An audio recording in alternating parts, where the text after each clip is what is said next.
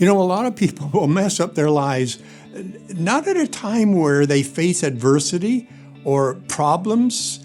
They'll mess up when they're facing success. I mean, those gossip magazines you see on the way out of the grocery store, you know, that when you're waiting in line, I mean, they make their living off of knowing that successful people are going to implode. They're going to mess up. They're going to mess up or break up, or something's going to go up. And so they make their stories. They're looking for headlines, because it's sort of like that. The Apostle Paul said, let the person who thinks they stand take heed lest they fall. It seems to be human nature that we can handle adversity because we know how to just sort of, get in there and overcome it. We know we're going to face it. We can handle it better than success sometimes. King David, one of the heroes of the Bible, ever heard of King David? He was like that. As long as he was up against adversity, if you read his story, teenager, his father rejects him. He overcomes that. He says, though my dad and mom reject me, the Lord's going to receive me. The big story, remember Goliath? The giant Goliath, that intimidating, he takes him out with his slingshot because he's been practicing when he's alone. I mean, and then when he becomes king, he's got these enemies, the Amalekites and Moabites and, every kind of bite, mosquito bites included, had them coming at him, and he'd always overcome them. When did David mess up? Remember that it wasn't just the adultery. He saw to it that a guy who was the husband, he had been having an adulterous affair with this guy's wife.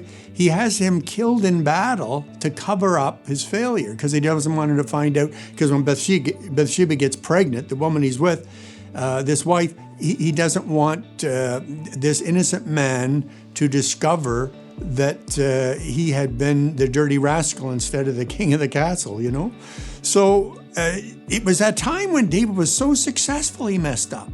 I mean, he finally had the nation was united under him as their monarch, and he brought this sacred item, the Ark of the Covenant, back into the borders of Israel where it belonged.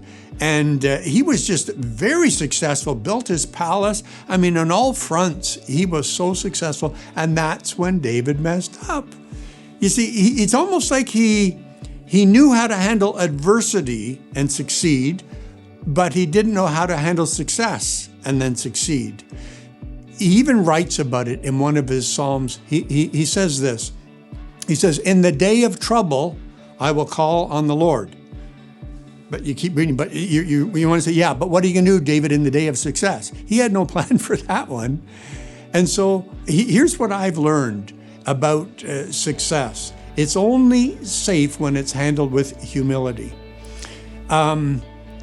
It's really the same secret when things go wrong. When things go wrong, it seems to be automatically we send up the flare prayer to God, help, right? 911, need your help, God. I'm facing adversity.